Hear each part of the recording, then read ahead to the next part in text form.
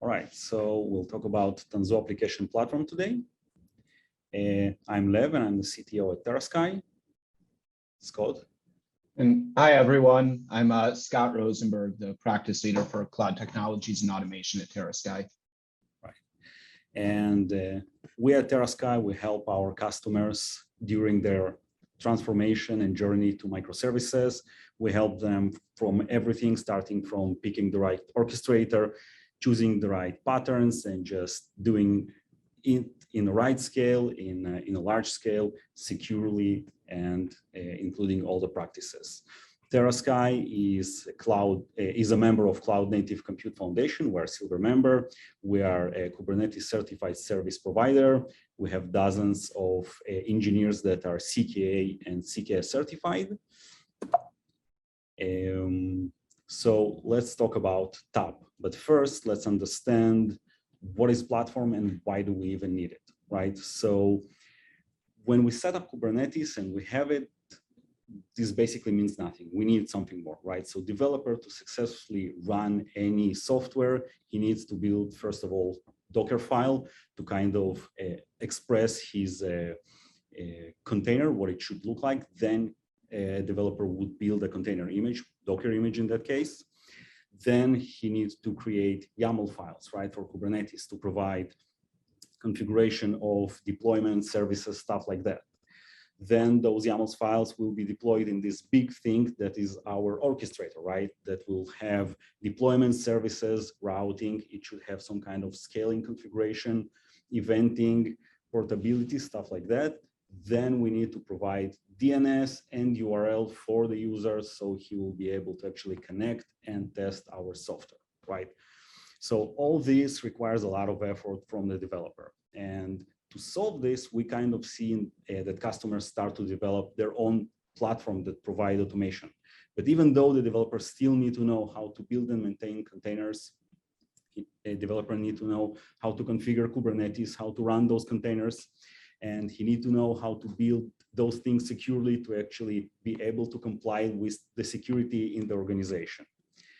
Now, in the Puppet State of DevOps of 2021, we actually see that most highly evolved organizations actually adopting the platform model that provides self-service, right, for the developers. And the idea of those platforms is to actually allow teams to focus on the important things and actually get the building blocks of everything that they need from the platform so they can deliver their software smoothly and fast.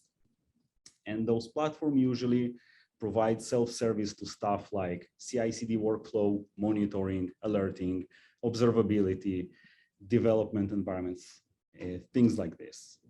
Now, a year before that, in a DevOps State of DevOps report, we actually saw that a lot of organizations, the majority of organizations, already starting to build internal platform. Now, 96% of those organizations that are building internal platform actually have more than one platform, which means they maintain way more code. It's technical debt, right? They're just maintaining stuff that they probably shouldn't invent in the first place. And the developers experience that now that they have those platforms, it's actually make their architectural decision even harder than before, right? They need to architect their software around those platforms instead of just leveraging existing stuff.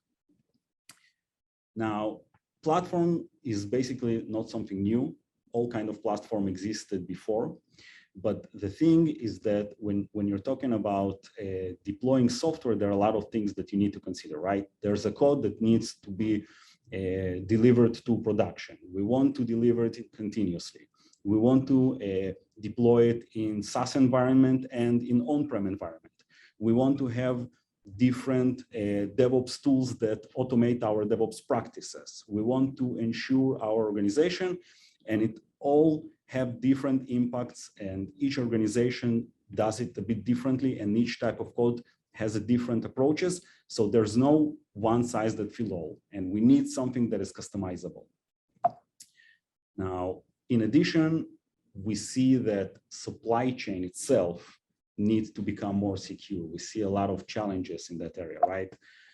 A lot of code base is actually based on open source, and we get a lot of things we leverage that exist out there in NPM, in stuff like that. We have high adoption of Kubernetes, and we can leverage pre-existing containers, but we must check that we can trust them and that we actually can deploy them securely. In addition, we see that in the past, attackers were mainly aiming for our runtime environment, but nowadays they're actually targeting upstream of the open source, right? So they actually contribute malicious code to the project that later actually executed in our runtime environment, and it's actually been introduced into an environment very early. And we constantly have emergence of new policies because cloud native is something relatively new and it's being developed. So the practices around this are actually developed together with it. And we have the DevSecOps approach, right? With the shift left approach where we're trying to actually address our security issues as early as possible before it actually reaches the production. So this is where Tanzu application platform actually help us, right? And Tanzu application platform gives us three main things that we will discuss, and Scott will deep dive into those things later on. So first thing, we get a pre-configured scaffolding with transparent guardrails. So developer want to work fast. He want to start developing. He doesn't want to, learn about Docker files, Kubernetes, Helm, and all that. He just want to start developing. So we give him a fast way to start working. And not only we give them a fast way to start working, we actually give him everything that he needs with already predefined security best practices, so he can start working with secured containers and secured Helm charts, and everything is built in. In addition, Tanzu application platform provides Knative internally. So the developers, without knowing how to do auto-scaling, green-blue deployment, and revisions, get access to those patterns without any effort. It's just available for the developers.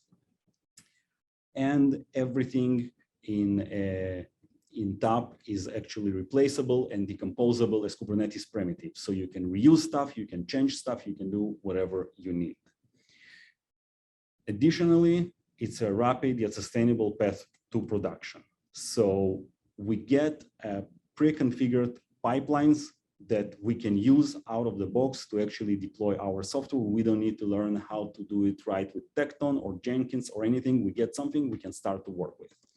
But if there's some specific needs and we need to replace some part with another part, Tanzu application platform is completely pluggable. So you can replace one part with another. You can replace build packs with Kaniko, Tekton with Jenkins, and everything will work.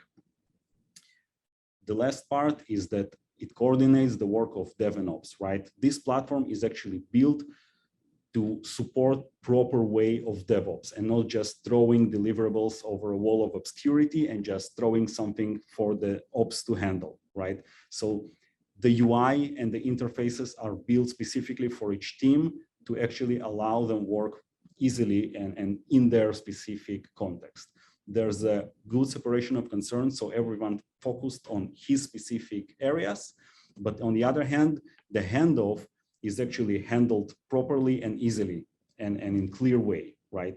So we actually have a seamless handoff of application from developer inner loop to DevOps outer loop. Now, let's describe those two things, inner loop and outer loop.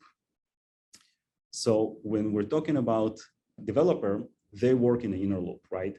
They need fast access to a dev environment where they can develop. They need to do rapid iteration, right? They develop something, they want to test it, they want to do hot reload to check how it's being changed. And they need access to cloud patterns, right? They want to try scale out, want to make sure that application is working properly. This is our inner loop, right? And it's usually done on some personal dev environment. Then we actually have our DevOps, and DevOps are working in outer loop, right? So we would have a DevOps idea is that they want to have fast readiness of production environment on demand whenever they need to have it. Automation and sustainable deployment, so they can easily deploy it, and if needed, they can easily roll it back in a safe manner. And DevOps would need a centralized control of policy and security across multiple clusters. So this is our outer loop. And outer loop will actually contain shared dev environments, and through DevOps practices, it will reach production environment. This is our DevOps, and this is our inner and outer loop. So Scott, maybe you'll take it from here and do a deeper dive. Definitely. Great. Thank you, Lev. And let me just share my screen here. Awesome. So really, when we talk about Tanzu application platform, one of the important things is, where does someone get started?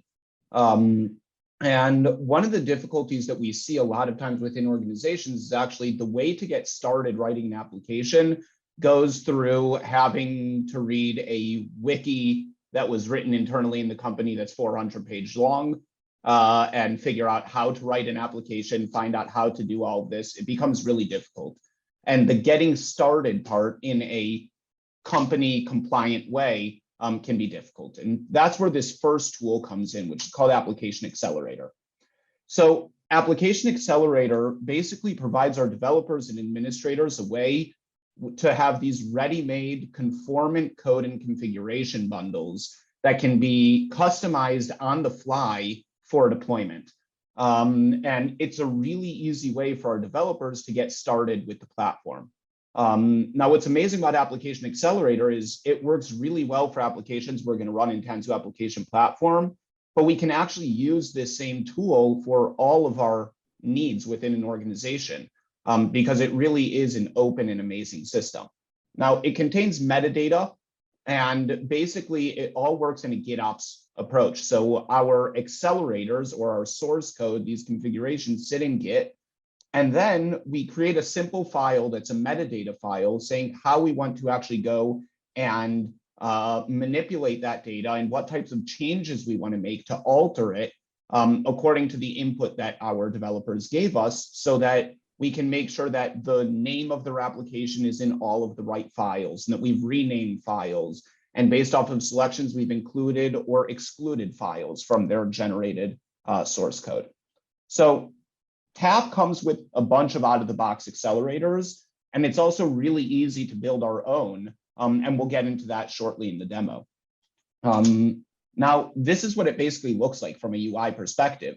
We have a catalog that we can access. This can also be done from the CLI and API as well, and we can access the system and choose, let's say, the Java web app, and we'll be confronted with this form that is completely customizable, where the developer comes in, fills in exactly what he needs, what his parameters are, and then when he would click on next step here, he can generate a zip file and download that code, which has automatically been updated according to those inputs that he gave us. And this is the way that the developer would start with Tanzu application platform. Now, this metadata file that we talked about is a YAML file. We're talking about Kubernetes here, so everything is YAML. And basically, we have a top section, which is just some general settings. We can set tags to make it easily searchable, give it a description, an icon, and then we set what our inputs are, what we want someone to input, what we want our developer to give us. And we can have conditional values, and we can have sliding bars and strings and numbers and whatever we want. Really, the sky is the limit. And once we set up all those inputs, then we can expose that accelerator to our end users. Now, the next place that is really important for an integration with a developer is we need to integrate in their IDE. The place that a developer wants to work is in his IDE. And the leading IDE today in the market is VS Code, Visual Studio Code. And as a first step, what VMware have done in Tanzu application platform is built an amazing extension into VS Code that allows us to utilize this platform from the comfort of the developer's IDE. Now, what this basically enables us is to debug our workloads live. When they're running on a cluster, we can put breakpoints in our code within VS Code, and that's going to actually allow us to debug live within our cluster on live running applications. We can use live update, which allows us to iterate as quickly as possible. We basically do hot reloads of our application and updating of the code instantaneously, even though our code may be running on a remote Kubernetes cluster. And we can generate snippets of configuration files needed by TAP. Because in the end, all of this does in the end need a bit of configuration, but the extension actually can generate that for us. So we don't need to know how to write a tilt file or a YAML file for a workload. We can get that out of the box here. Now, what does this actually look like? And we'll see this a bit in the demo as well. But if I have my code here, we can see on the left that I've got my application code, everything is built out. And all you would do is either right click on the tilt file that's located there, or you would go and click on Tanzu Live Update Start through the command palette in VS Code.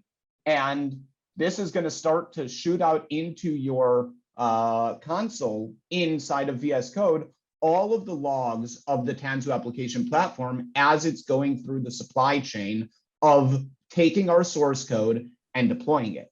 Now, the real strength here is that this isn't located in Git yet, even. You know what, Scott?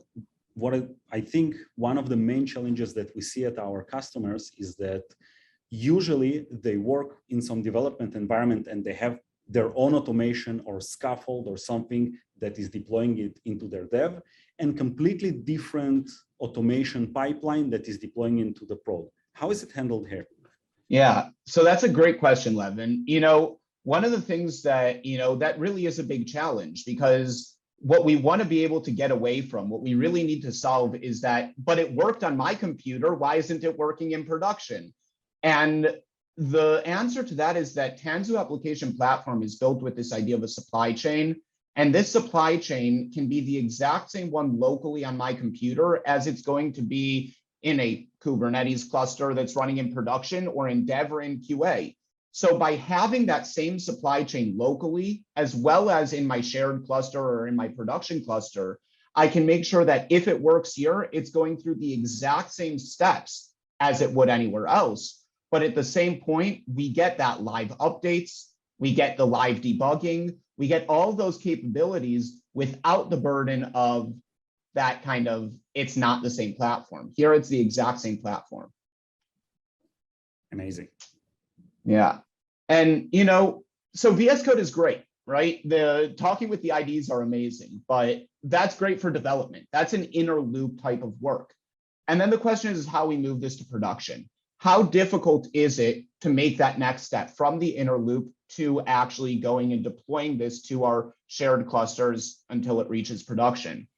And this is actually a really easy task. And that's what's so amazing here, is that in the end, when we talk about Kubernetes, everything is YAML. And for a developer, as Lev had mentioned, to deal with auto scaling, that's another YAML file, and to deal with the deployment and the service and the ingress and all these objects. But in Tanzu application platform, we have a single YAML that our developer needs to know, and that's a workload. Now, a workload is a very simple YAML file that describes what the developer should need to know, and not what he doesn't need to know and should be in the platform. So that's, for example, what Git repository this code is located in. It could also be, for example, if he needs to bind to a RabbitMQ cluster or to a Postgres cluster or something like that, well, he doesn't need to know the credentials to that database or RabbitMQ. What he needs to know is I need to connect to this RabbitMQ cluster. And so what we see here is within this workload, we just set what the source is. We could also set service claims and say, yeah, we want to claim this service of RabbitMQ called RMQ1. And locally, I want to refer to it as RMQ. And automatically, the platform is going to bind this service into our application for us. And this is a really strong capability because having our developer learn this one manifest is a really easy task. And the VS Code extension can actually help us generate this YAML for us automatically as well as we're getting started. Scott, wait a second. Can you go back to a previous slide? I actually have. Yeah. So even though service claim is super awesome, but I think there's nothing new about having source to image, right? How is it different? We've been having this in platform for ages. Yeah. So source to image has existed, right? In some platforms better than others. And there are some great implementations of it in the world. But what really is the strength here is the underlying technologies that are being used and how VMware have bundled this all together. And the source to image in a lot of cases is great. It creates an image for us. But how about the deployment? How about the conventions? How about everything that goes around that image itself? A container image is just a tiny part of actually creating our configuration for Kubernetes. And then the second part of that is that we're using what's called Tanzu build service here under the hood. And Tanzu build service comes with an amazing capability because it's based off of build packs, which is a industry standard today. What we have the ability to do is what's called rebasing. So automatically, this is going to be watching my Git repository, and anytime that a change happens, for example, in my branch that I'm pointing to here, automatically a new build is going to happen. But that's nice. There are other systems that do that as well. But what we can also do here is that VMware on nearly a daily basis are releasing patches to libraries and patches to the base operating systems that these images are built off of. And automatically this system picks them up and will rebase and create new images for us with these updated libraries, updated dependencies, and updated operating systems without us needing to do anything. Right. So no log4j. Exactly. The amazing thing is that, customers that were using Tanzu build service on the weekend of log4j actually got some sleep. I know that it sounds like a dream and it sounds out of this world, but they actually slept. And that's something that a lot of us were very envious of. Awesome. Now, right, so once we have this workload, what do I do with it? And the answer is I could do two things. I could actually not even have that YAML file. And I could use the Tanzu CLI into a Tanzu apps workload create, give it a name, and give all the parameters of that workload file in a imperative way through the CLI.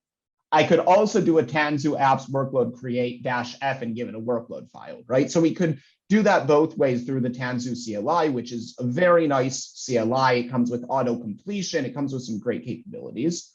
But because this is, again, just Kubernetes with custom resources on top of it, I can also do a kubectl create, and it's going to create my workload for me. So I can get that same experience. And if you have things already using Kubernetes SDKs and things like that, go right ahead. You can use that here as well. These are Kubernetes custom resources that can be utilized. Now, the next part, once we've deployed our application, how do we actually monitor this? How do we get the visibility into our app? And there's a lot of solutions out there. We have Prometheus and Grafana, amazing open source tooling. We have Tanzu Observability, which offers an amazing APM solution. But sometimes we need to actually go just into our application, and one of those larger systems can be a bit overkill. And also, what if I don't just want to see metrics? I want to see the configuration of my application, the environment variables, how my app was configured. I want to see the log settings. I want to do things like that. And that's where Application Live View comes in. So it gives our developers and operators a view into the running workloads and in Tanzu application platform running on Kubernetes.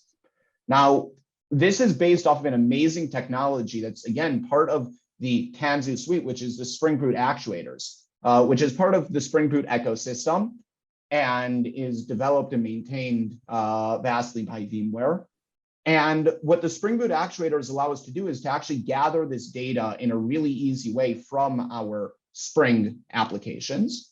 And then Application Live View actually will process this data and will actually show it to us in a semantically meaningful way, because actuators give us JSON. And that's nice for computers, but we want to see this in graphs. We want to see it in a visual and nice way. And it also allows us to interact even with these running processes within limited boundaries to be safe, though.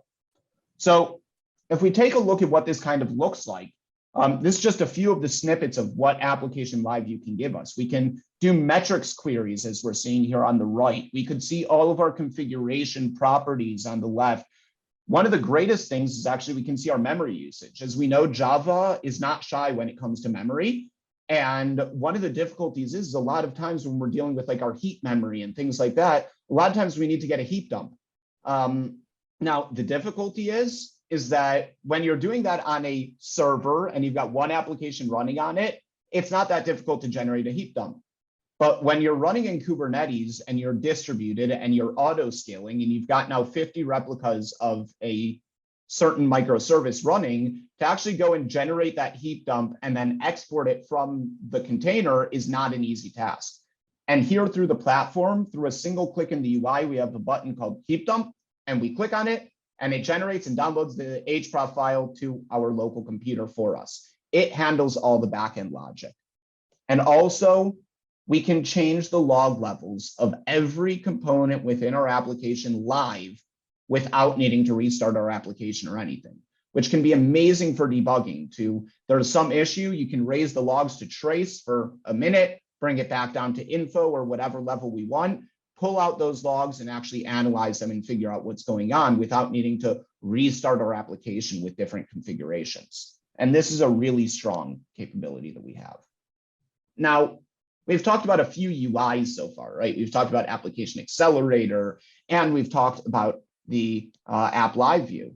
And these both come together under what's called TAP GUI, under the UI of Tanzu Application Platform. Now, the Tanzu Application Platform GUI is meant to be a centralized location that is your developer's best friend, basically. And the idea is that this is going to be a single place where you get all the information you need on the applications running in your environment. You'll be able to see from here the dependencies between different components of your application. When we're dealing with microservices, we're not talking about web app DB anymore, 3 servers, and that's my application. We're talking about dozens of microservices that are intercommunicating with one another and have backwards dependencies on different components. And what we need to be able to do is actually get a graph of this and understand what's dependent on what. We get to see the relationships. We get technical documentation in the same place that can be really easily visualized. And we get to see the status of all of our services and running applications. And all of this comes along with application accelerators and App Live View, all bundled together in the same UI for a single pane of glass. Now, Tanzu Application Platform, and we'll see this coming up multiple times, is that it's based off of a CNCF project that's actually originally from Spotify called Backstage. And Backstage has become an industry standard almost in terms of these developer portals.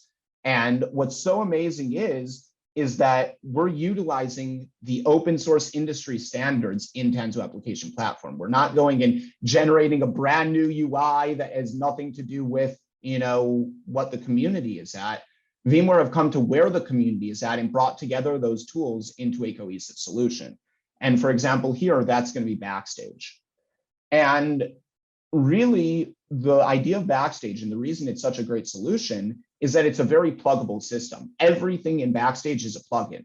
So while we can use the provided plugins from Backstage, and we actually do have some of them in the TAP GUI, we also have 3 ones that come specifically from TAP that were built by VMware, including the Application Accelerator UI, the Application Live View, and the Runtime Resource Visibility, which gives us visibility into Knative services that are running in our system.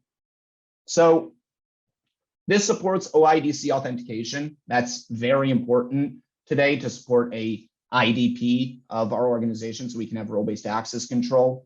It includes the TechDocs plugin, which is an open source plugin of Backstage that allows us to render our technical documentation from Markdown files, which all of our developers know how to write Markdown. And Markdown in the end can sit in the same exact directory as their code. And by doing this, we can make sure that our code and our docs are always next to each other, which makes it much easier to maintain and still pull out that data and make it visually easy to read. Now, all the configurations can be done either manually through the UI. There are buttons you can click and do them, or you could do this via GitOps. And the strength of this is that, our operators have things that they need to do in the UI. Our developers have things they want to do. and we can meet everyone exactly where they want to be and how they want to interface with this system without having it be an either or type of solution. And as mentioned, we need those topology diagrams. This is like Octant for Kubernetes, which gives us that object resource views. It's that same idea, but at a much higher level of our what application, what services it have, what components, and what dependencies in a really easy way. So this is what it looks like, right? We have from the same place, I could click to get my source code. I could click to get my technical documentation. I can see all of the components that are located within my application itself. We can see all of the running resources. So here we can see all of the revisions of my application in Knative. You can see the pods that are running right now. We get all of this information and this diagram showing us what depends on what, what's a part of what, and it becomes really easy through a single place to actually understand everything.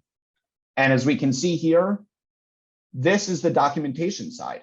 Now, if I clicked on that view TechDocs, I would get a page like this that's completely searchable. And this is all generated from a simple markdown file located in Git. And that's what's really amazing here. Now, let's do a demo because talking is boring and seeing is awesome. So actually what I'm going to be doing here is actually using another part of Tanzu application platform in order to actually demonstrate Tanzu application platform. And this is a tool called Learning Center. And Learning Center comes as part of Tanzu application platform, and it allows us to create workshops basically for our developers or for anyone. And create these curated workshops that allow us to easily teach. And what's so amazing here is that, you know, as we're moving to new platforms, there always is a level of education that needs to be done. And, you know, there are great sources out there, but here you can build really custom ones for yourself in a really easy way through, again, markdown files in a Git repository. And we'll see that here. So this is one that I built for based off of a lot of stuff from the community and from Oded Chopin from VMware. And this is a great way of understanding how TAP actually works. So the first place, as mentioned, is the App Accelerator, right? And if I were to say this demo web app, which we're going to show here, and I click choose, we can see that I've got all these inputs. I can give it a name. I can say where I want my Git repository, what the URL is going to be, where this code is going to sit in the end, what the branch is going to be. I could say, hey, I want to set advanced settings. And do I want my application code to go through source code scanning and image scanning as well as unit tests when it's getting deployed? Or do I not want the scanning? I just want testing to be done, or just deploy it, right? Now, obviously, we want to do scanning and testing always, but this is just an example of something that we could make configurable if needed. And we have this idea of enabling the inner loop iteration, which would automatically generate for us the tilt file and the workload YAML that we need. So now this can be done from the UI there, but we can also do this from the CLI, running Tanzu Accelerator generate, and then just giving it those options via simple JSON. So once I've created the accelerator, I'm just going to unzip it here. And let's open that file right now. And this is what's amazing with with this platform is you see I haven't typed anything. I'm just clicking on pre-created commands. And what we can see here is that we actually have VS Code running in our browser. So we can actually really show what the developer experience is all through any of these workshops that we build. So within VS Code here, we can see this is my workload YAML I'll be working with. We have given it a label saying that it's of type web. We've given it the source code location. Now, if I clicked on this, you'll see this is an empty Git repository. There is nothing here yet. Okay, and we can also take a quick look. This is my code. We can see very simple Spring Boot application. All I'm saying is returning greetings from Spring Boot plus Tanzu. Yay, that's all we're doing here. And we have this tilt file that, again, was auto-generated for us that is really simple and basically tells the system how to run this live update for us. So let's actually see what the developer would do. He's downloaded his accelerator. He maybe wrote a bit of the code himself within the source directory. and you would do a right click on the tilt file and say Tanzu live update start. And what this is going to do is it is going to start now to run my workload through the supply chain. So what we'll see in just a second here is that this is going to start throwing out the logs of my testing. Now the testing here is specifically being done with Tecton. So we can see the events of my pod that are coming up. We can see this is going to run a Maven test now against my application. And so we're getting all the logs. It is Java, so it is downloading the entire universe right now. So bear with me for a few seconds. But as this builds, we can see it's running the test now. It started my application, and we can see we have one run, no failures, no errors, nothing was skipped. All is good. Well, what happens next? So now we have to scan our application, right? We want to make sure that we're scanning our code. So here we go. What is this doing? It's pulling down, again, that source code that we got at the beginning. But hold on. There is no source code. There's nothing in Git. So where is this coming from? And that's the strength of the platform. It's actually doing this locally. So before I push to Git, before I start to deal with all my Git commit histories and all of that stuff, everything can be done from local and from Git. It can be done in either way. So for this local development to not need to, every time I make a change, push to Git first is a huge benefit here. So as we see, it's running our scan here. It's printing out all of the data. And now it's actually going and building my container image for me. So we've already passed our tests. We've then passed our scanning. Now, if we had failed either of those, our supply chain would stop, because we have guardrails set up that only if you pass the compliance of the tests and of our scanning will we actually continue. And that's really the strength here.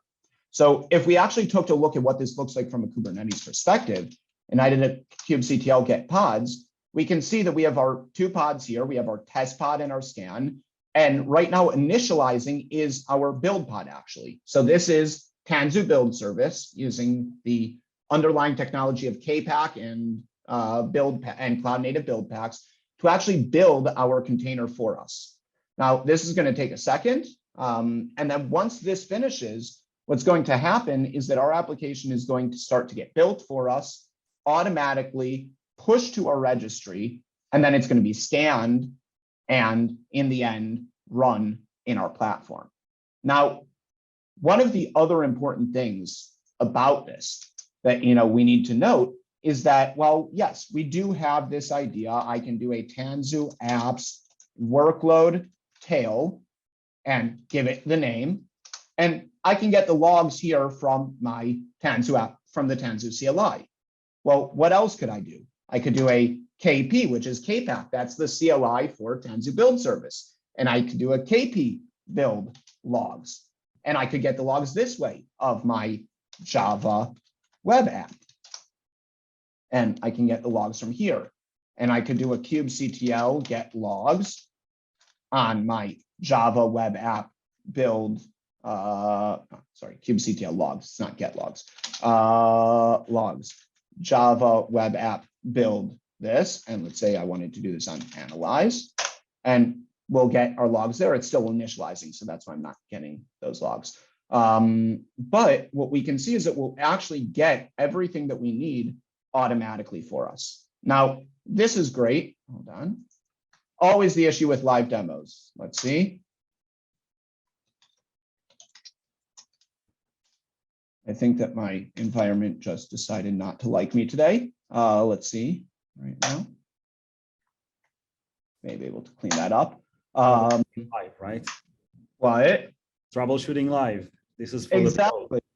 Exactly. But no, this is, there we go. And as we see, so I deleted the pod, and this is actually created directly as a pod. But one of the nice things is that the workload is automatically generating the new build for me in the system because it needed to.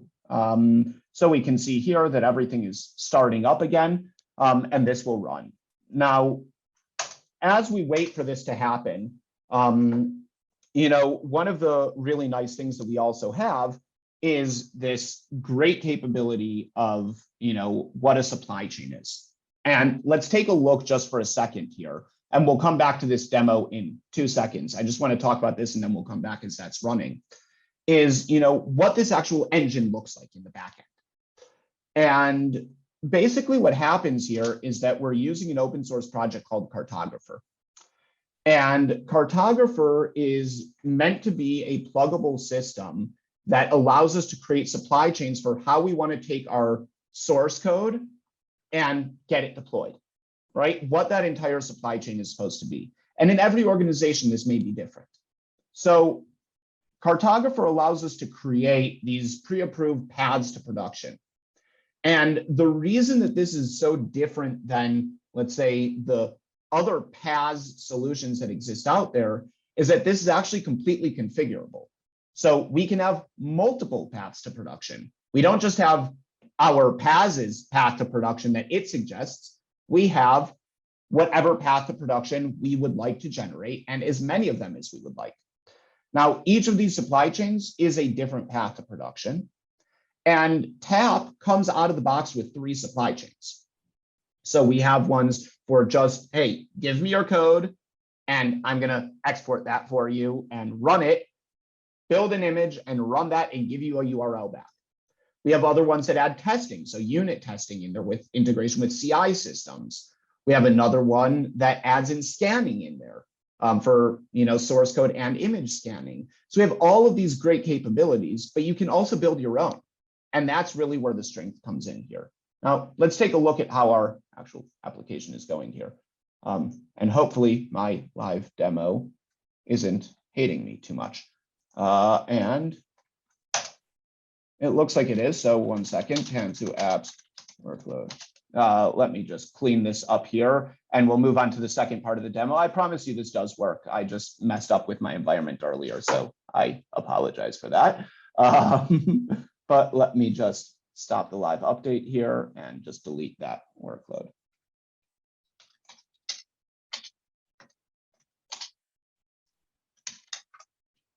There we go, and let's just delete this one.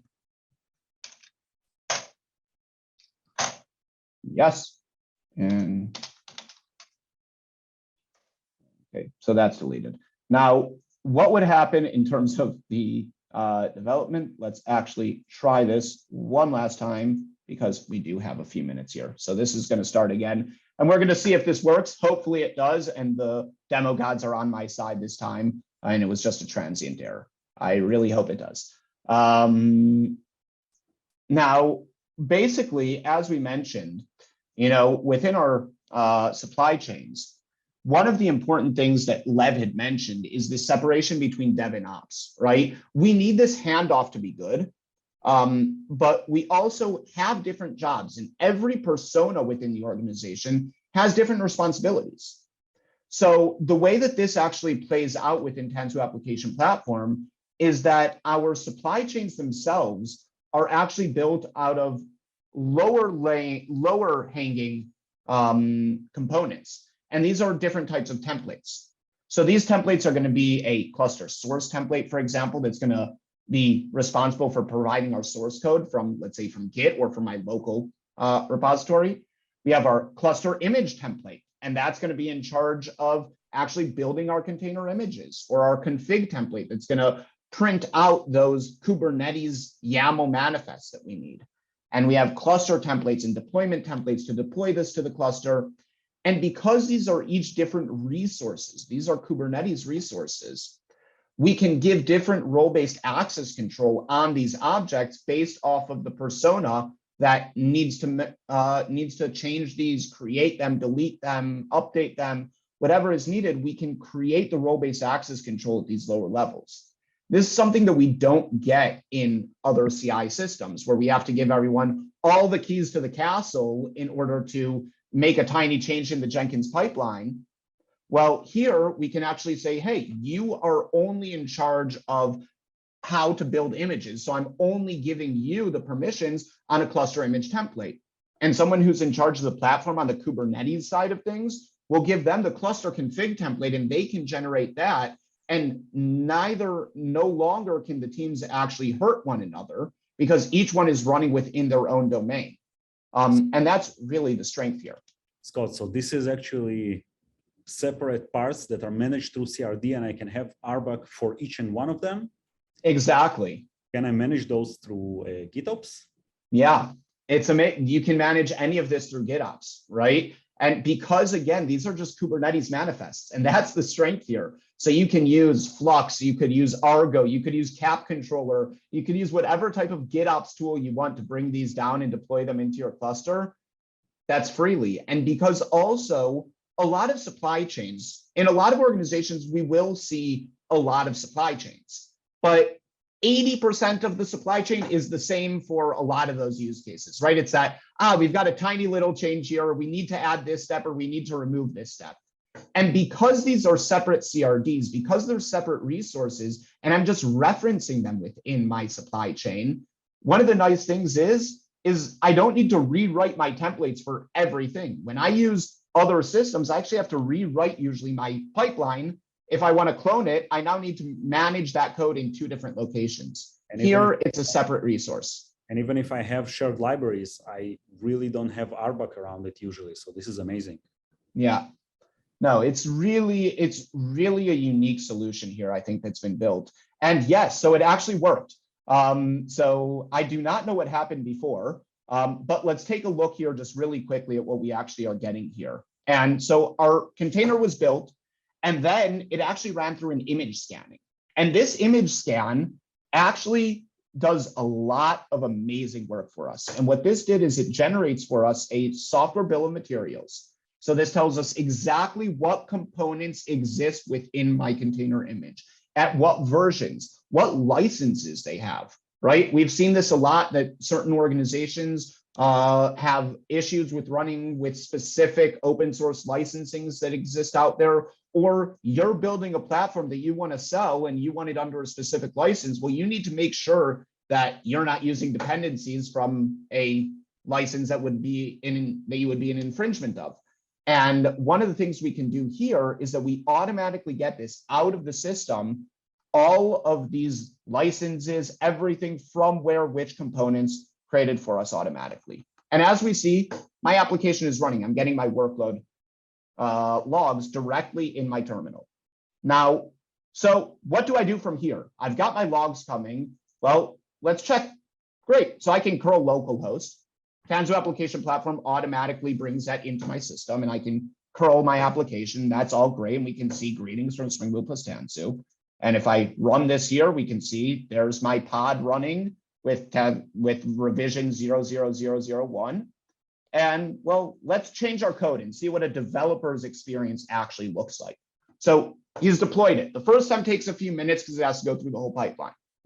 But now he wants to make a small iteration. So let's change the language. Let's change just what my message is that I'm sending. And as you see, automatically the platform picked up that I made this change here. And if I go now and run curl again, we've got my new code is automatically there. Now, for those that think this is running in my lab right now, for those that think that, this is just running locally, well, let's actually check. kubectl get nodes. It's actually running right now in EKS. So this is running from my lab in, here in our office, all the way to EKS in a completely different country. And it's all working great for us. And that is what is so amazing here. That same local developer benefits that we get without the negative sides of it. So we get that same exact experience. Now, this is great, but one of the things that's important is, how we actually would go and deploy this to production. So we're going to actually just stop the live update. We're going to delete that web app there. And from the outer loop, what this looks like is, so I've finished writing my code. I finished iterating. What do I do? Well, what all of our developers love to do: git add, git commit, git push.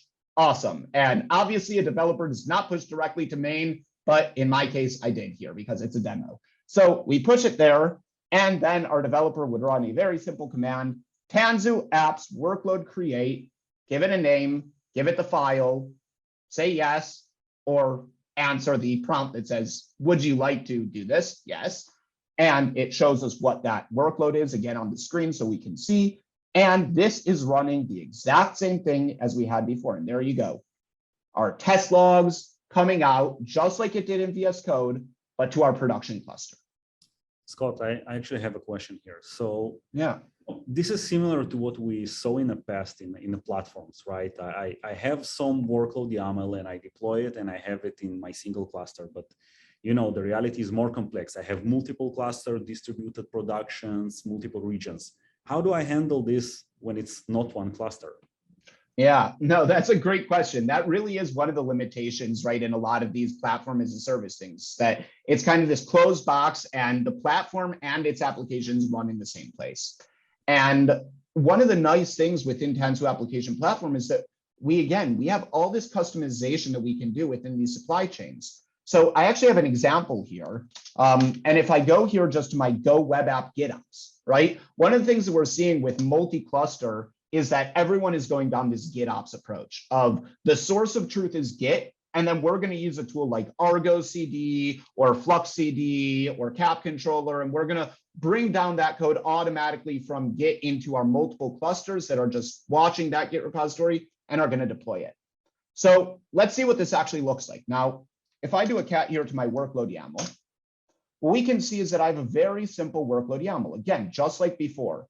Now here, the only change is I added in also this little piece here of giving build environments because I want my build to be fast. And I know that I need to set cgo to enable 0 in order to get a fast build of Go. So let's set that. And you know what? We've already showed 2 ways of deploying an app. We've showed how to do it from the IDE, how to do it from Tanzu CLI. Let's do it like this: kubectl apply -f workload YAML.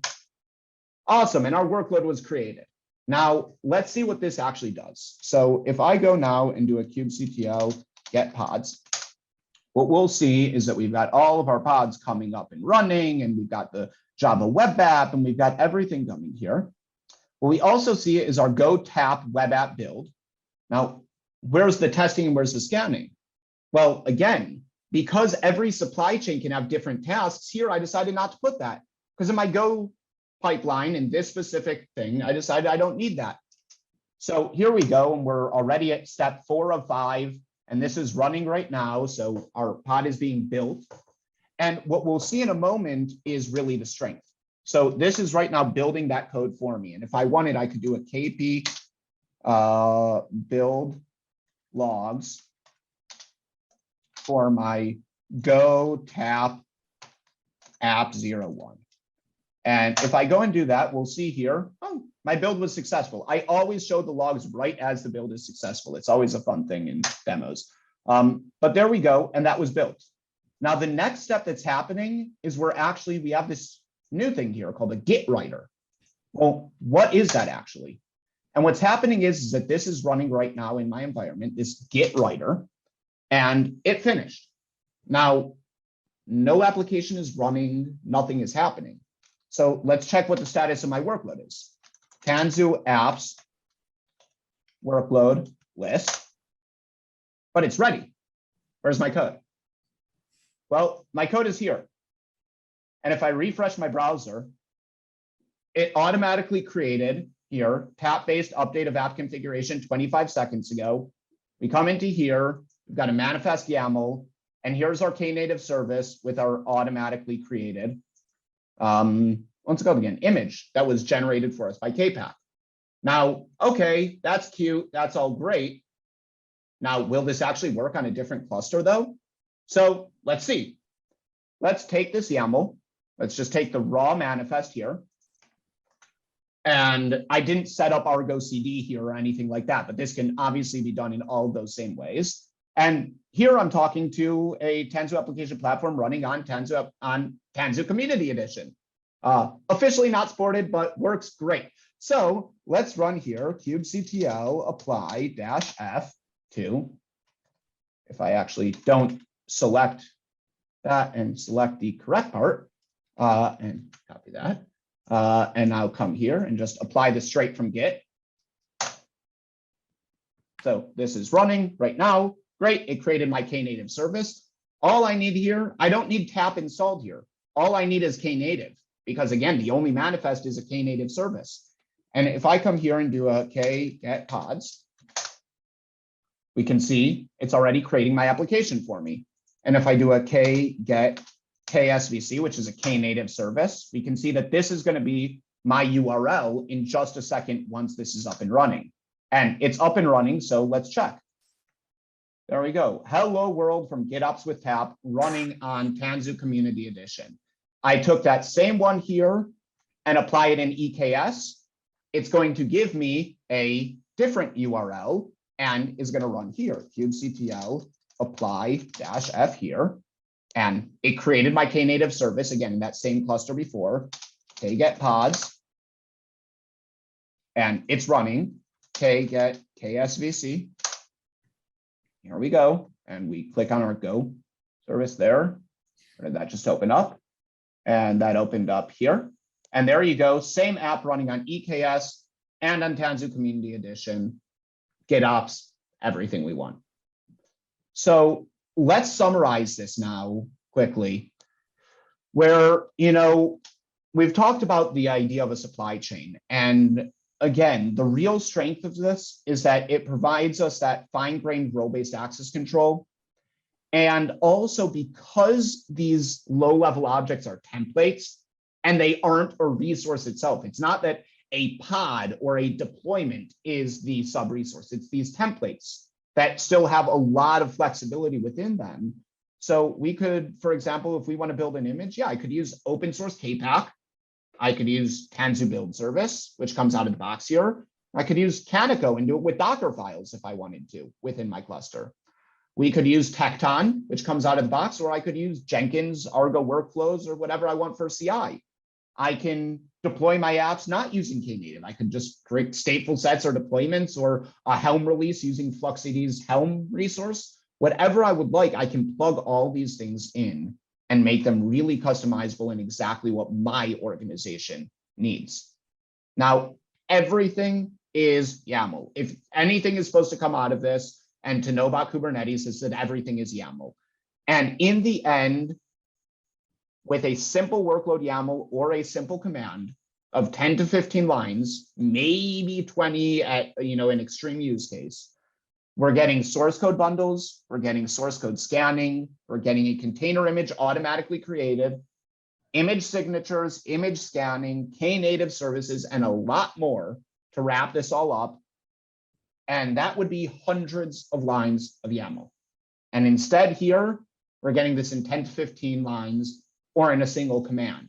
And at the same point, we get the flexibility that we need. Now, this is the last slide that I wanted to show. Tanzu application platform is not just this proprietary solution that is unique to VMware, that they've built everything from the ground up, and all of the knowledge that you have in the Kubernetes world that you've built up in your organization means nothing anymore. Absolutely not. What VMware have done is taken the industry standard open source tooling that makes sense and brought it together into this platform. So we're using Tilt for local development. That's how the plugin is working to do that iterative live updates. We're using VS Code integration, which is the industry standard for IDEs today. We're using Knative as a deployment mechanism, which just became 1.0 and is a CNCF project and is highly adopted across the world. We're using Kpack and Cloud Native build packs, which is becoming a standard globally for how we create our container images and is based really in the technology of Cloud Foundry and Heroku, which were standards as well. We are using Contour as a leading ingress controller. We're using Backstage as our centralized UI, Tecton, Cert Manager, Gripe, Flux Source Controller, all of these tools, thousands and thousands and stars on GitHub. Everyone loves these. These are great tools, highly maintained, and all of these tools are part of the system. And what that means is that the existing knowledge you have or the knowledge of employees that you bring into your company is knowledge that can still be utilized. It's not that you need to teach them everything new. There is new stuff, and you can use the Learning Center for that. But they can also utilize the knowledge that they've built up already. And also there's no vendor locking because everything is open source. Exactly. So let's see, are there any questions here? So I see that actually Robert asked a question here that this seems very similar to PCF and Tanzu application service, but more customizable. From a security perspective, where would I set network access rules to external binding services? Like how would I set that up here? Or is there even an equivalent today in TAP? So, that's actually a great question. And when we're running in Kubernetes, that can be done through network policies. And, especially when running, in an Antria cluster, we get amazing capabilities with like the cluster network policies. But this can easily be done in any Kubernetes cluster using network policies. And one of the great things here is that actually those service bindings can come from, let's say, a RabbitMQ cluster running in a different Kubernetes cluster than my workload. So we can actually set things up in a really smart way. And that can be automated by the platform. And you're right, it is very similar to PCF or TAS, but I think that the key difference beyond the customization is actually at what point the platform works, right? So TAS or other systems, that were out there, the PaaS platforms that are out there today, one of the difficulties that we have is that there isn't that intrinsic security inside. We don't have the scanning happening as part of our process. We don't have that. So what ends up happening is that people build Jenkins pipelines or build CI systems around the platform and run all their security scanning, run their source code scanning, all of that, and then kick off the CF push. And the issue with that is that our developers don't get that experience of a single click and it gets deployed. Because as we're moving to this shift left, we need our platforms to adopt that shift left. And that's what Tanzu Application Platform is really the first of, is that it really brought this shift left into the platform. Instead of making us wrap our platform, it's now in our platform. And that's really, I think, one of the key differences. Great. Lev, do you have any other regards here? Anything else to? I don't see any other question. I think if anyone else has any other questions. No. All right, great. Thanks a lot. Yeah, thank you all. I hope this was helpful, and feel free to reach out to us. We would love to help talk and see how Tanzu Application Platform can help you and your organizations. And as I've said multiple times about Tanzu Application Platform in different occurrences, but I think it's the most important thing. Where this product goes is going to be very interesting, but what's going to be more interesting is watching where customers take this. Because it is so customizable, what's going to be so amazing is to see where any of the customers, where any of the users in the world are going to take this and what types of customizations they're going to build. And I'm really excited to see that and be a part of this journey with you all. So thank you all for joining us and have a great day.